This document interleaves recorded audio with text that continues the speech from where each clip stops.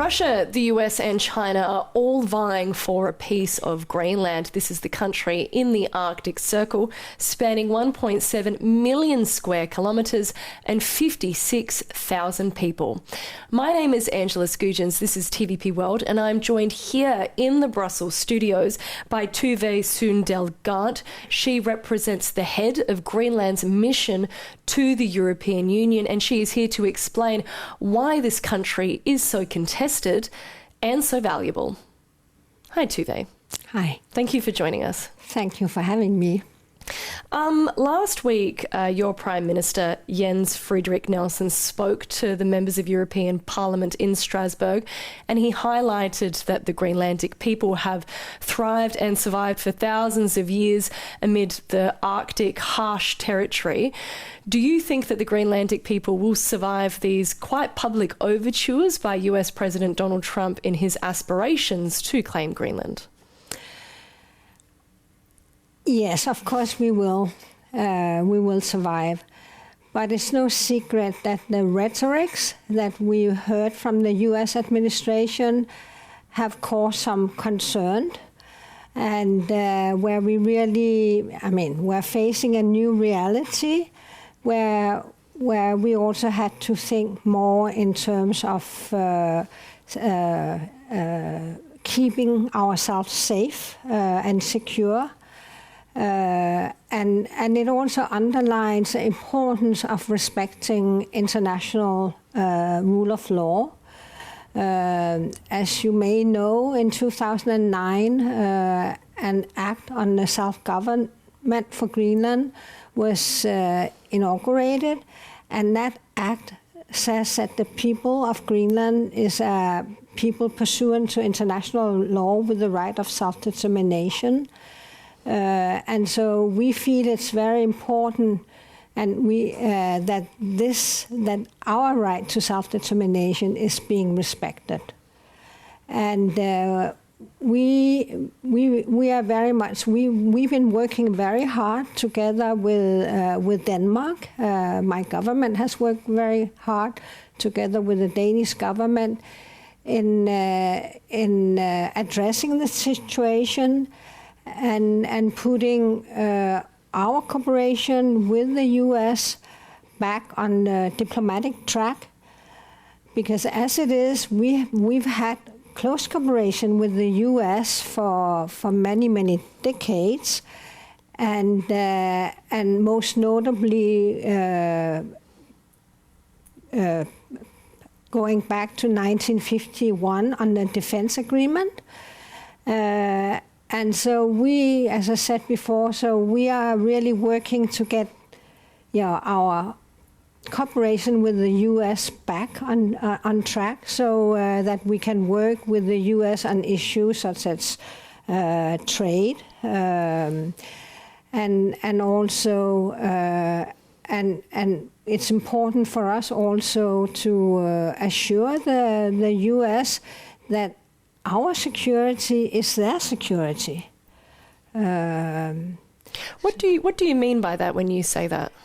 Greenland is, as a part of the Kingdom of Denmark, is of course also part of the NATO alliance and the wider Western alliance, and it will stay that way regardless of how Greenland's constitutional arrangements or status with or within the Kingdom of Denmark may evolve in the future.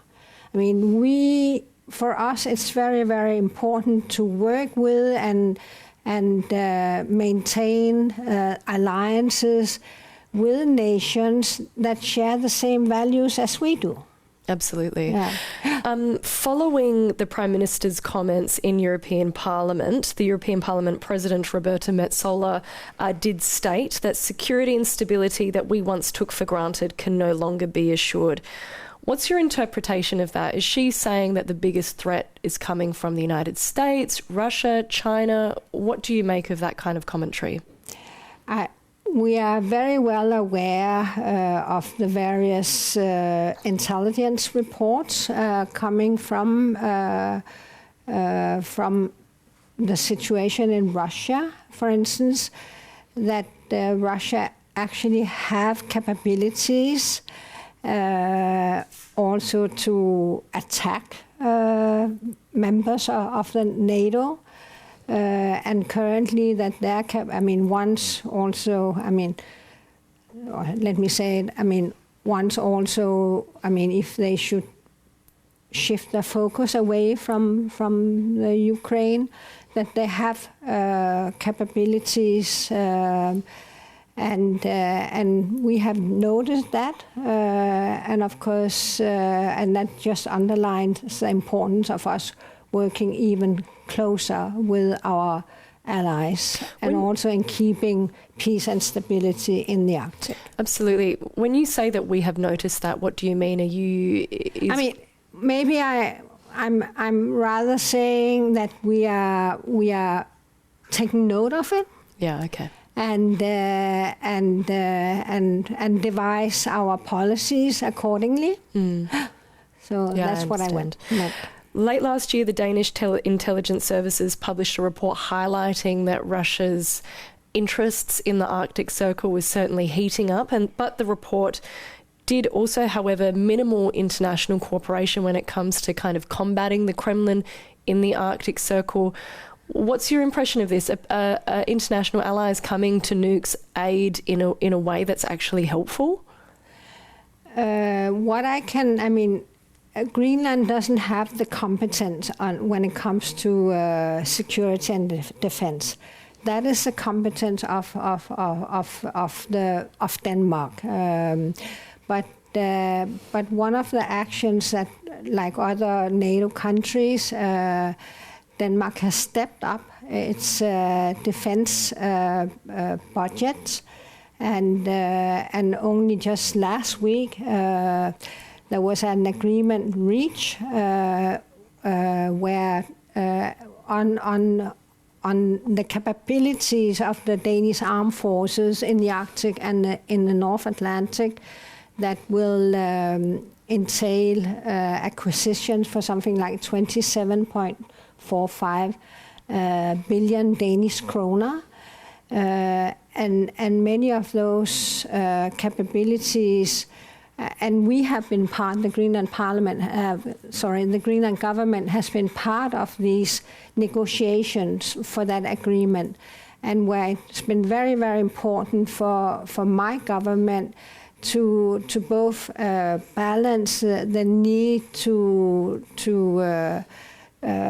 balance security concerns with also with the needs of our people, of our population in Greenland, and in the end, our goal, as I said before, is also to keep Greenland safe and the wider and keep peace in the wider Arctic. But my government has understood. There is a need to enhance capabilities. And so this is why whatever acquisitions of buildings that will be made in Greenland as part of that budget, that it can also serve the local communities and local businesses.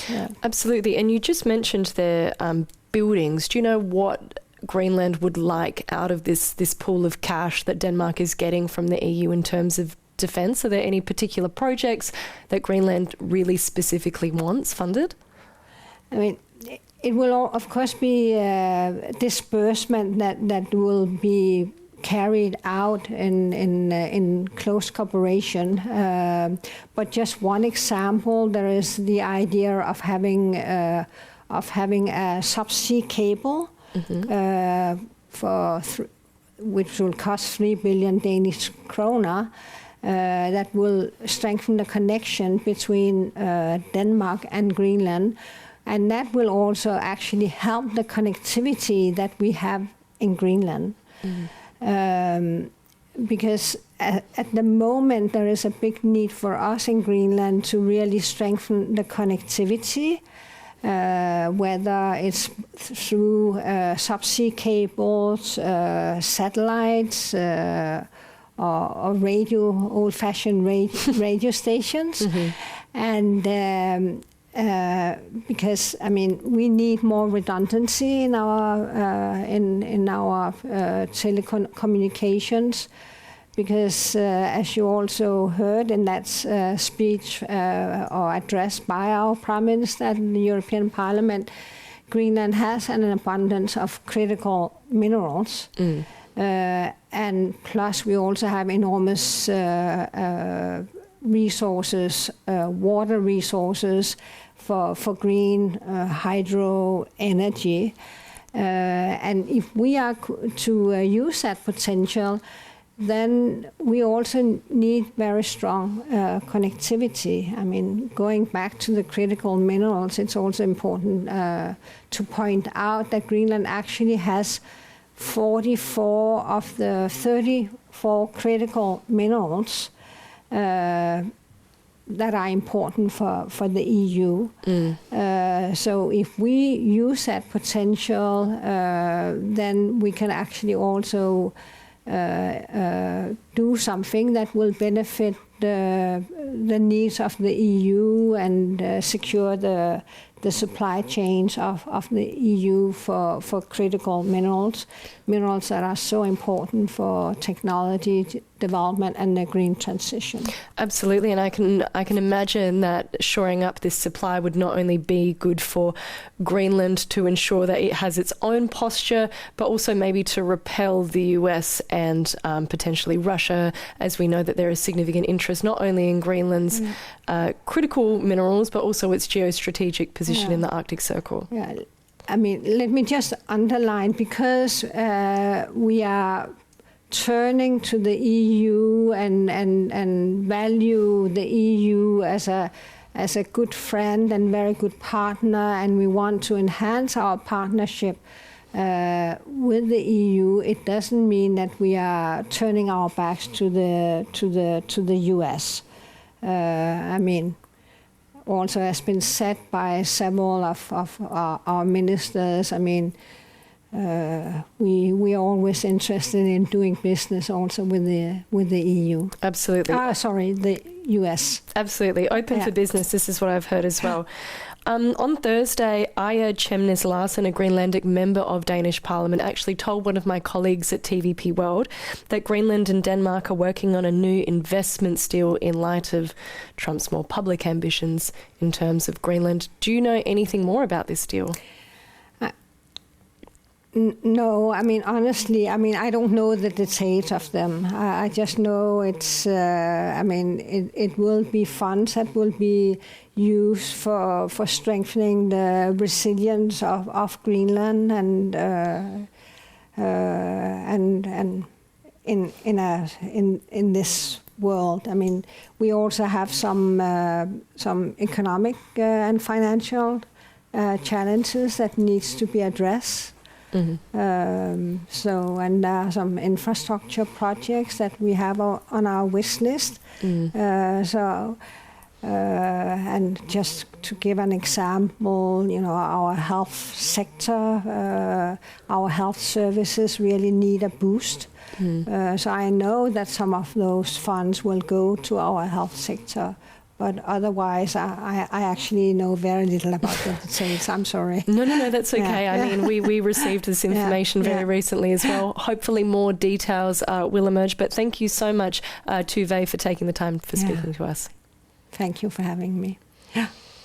And thank you so much for watching. My name is Angela Skujins and this is TVP World. But make sure that you stick around as more news, commentary and analysis is coming up. See you next time.